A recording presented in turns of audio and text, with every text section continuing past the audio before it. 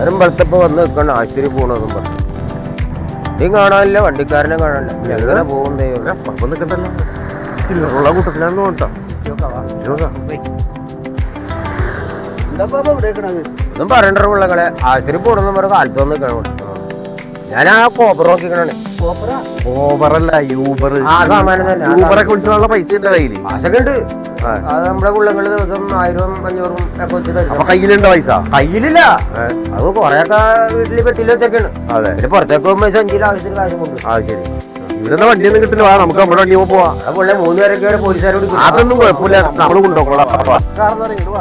പിടിച്ച് കയറ്റാന്ന് അങ്ങോട്ട് കയറ്റിയത്. ഇറങ്ങി ഇറങ്ങി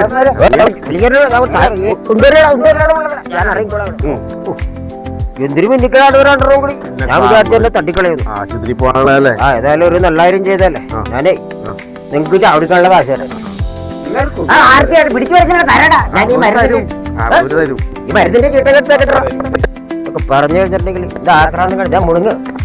എന്താണ് സാമ്പത്തിക പൈസ വേണ്ടേ? 50 രൂപ. ഈ 50 രൂപ വേണ്ടിയിട്ടാണ് ഈ മുതലിനെ കൊണ്ട് ഇത്ര നേരം കറങ്ങിയത്. അങ്ങാട് കളഞ്ഞിട്ടുണ്ട് കയറിയേ. ഇന്നത്തെ ദിവസവും പോയി.